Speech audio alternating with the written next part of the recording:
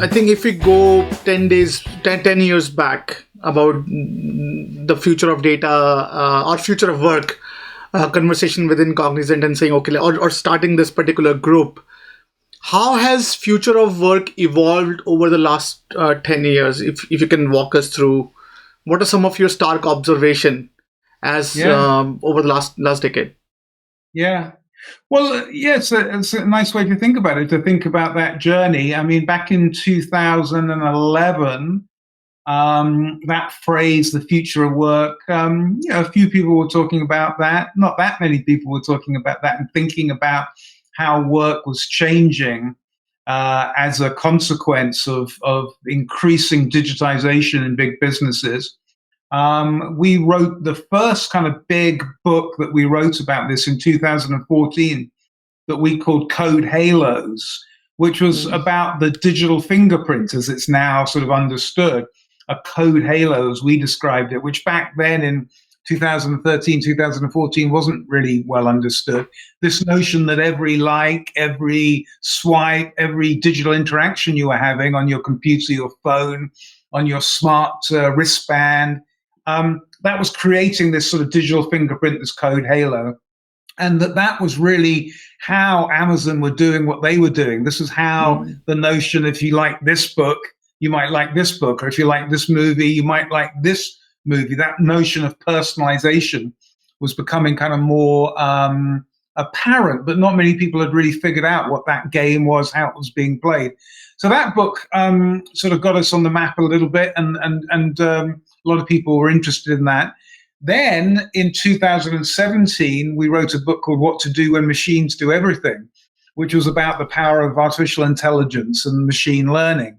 And again, if you think back to then, 2015, 2016, not many people had really realized at that stage that AI, which was something they'd seen in movies and read about in books and seen in TV shows, that was becoming a business tool and was going to become a really important business tool that would differentiate leaders from laggards going forward. So we pushed that book out. That did very well, got a lot of attention, really, again, steered into this idea that automating work was going to change work fundamentally. And also we argued in the book that automating work wasn't going to destroy work and human work wasn't going to go away. There was still going to be plenty of work in the future, but it was just going to be different work. And so we wrote about that. We pushed that book out. That was successful, as I said. We talked about that for a while. And then as we started to think about a third book, this was when really this notion of these ideas that we'd been looking at and sort of talking about, in a way, the positive power of these technologies, we could see that the dark side of those technologies was becoming very real. And so if you think about data, data is the heart to doing personalization, customization of services. It's the heart of how, again, that sort of Amazon model, that kind of mass personalized model, can delight us, can make us happy because we don't have to re-enter our information all the time. But at the same time, the dark side of that, the flip side of that, was this whole notion of surveillance. And some of your listeners will know the phrase surveillance capitalism, this idea that we've built a whole economy on basically surveilling people. And that sort of creepy side of that was becoming very real. And then, of course, in a national security context, that was a very big deal as well. And again, likewise, in the whole discussion around automation, that we could see that automating of some people's work away was actually part of the reason why there was so much political rancor in the world, so many people feeling they had sort of been left behind. And that motivated Brexit, and it motivated the elevation of President Trump.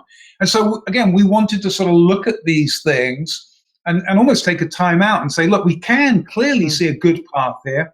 We can see a darker path, and we need to think about that. So really, this journey in the last 10 years about the future of work has all been about the power of technology, how central technologies become to our lives, and how we need to be able to manage technology and not let it manage us, because that's sort of what it feels like a little bit at the moment. That is interesting. So over last 10 years, what are some of the stark surprises that you have surfaced when it comes to the perception of future of work and where actually it is going? So walk us through some of the surprises that you have seen over the last 10 years. Yeah. Well, I mean, even today, Vishal, as we're recording this, people may have seen Microsoft buying Nuance for $16 billion. We've been talking about voice as a new kind of frontier, a new dimension for a while now in the sense of the future of work. This transition, we call it from the thumb, texting, to the voice, because we're going to talk to technology in the future predominantly, and technology is going to talk back to us. So that's a kind of example of something we saw on the edge of our radar, we were excited by, talked about, and now Microsoft's sort of buying into that market with $16 billion. I mean, that's just one example. The other one that I'm really interested in the moment, which is coming up, maybe still the future of work for a lot of people, but I think it's going to be a very big deal, is the notion of what's being called digital humans. The idea of the next generation of chatbots, if you like, where there's a visual representation of a human, which over particularly a kind of Zoom level of call, with the kind of the visual quality, the verisimilitude that you get on a kind of on a video call nowadays, you can't really tell the difference between that digital human and a real human. I mean, that's going to be a very, very big deal going forward. And so, I mean, we joke sometimes here at the Sense of the Future of Work that the future is always in the future.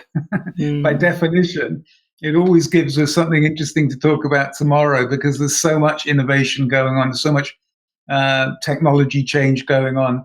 I mean, one other way I just frame it, Vishal, thinking a little bit further back than 10 years, but say the last 20 years, my father died in 1993. He was almost 80 then. He was an older dad. But I often think to myself, if he came back today and saw how we're living and how we're working, I mean, we are living in a science fiction movie from his perspective. He'd never had a computer, never used the internet, wouldn't know what an app was, wouldn't know what a smartphone it was, wouldn't know what a smartwatch would be, wouldn't know what GPS was, wouldn't know what AI was, wouldn't know what Shazam was. All these technologies that we now use quite routinely have all come up in a very, very short period of time. And we are, to somebody just a short generation ago, 20 years ago, we are literally living in a science fiction movie now. And that's kind of amazing, kind of exciting, particularly if you like science fiction.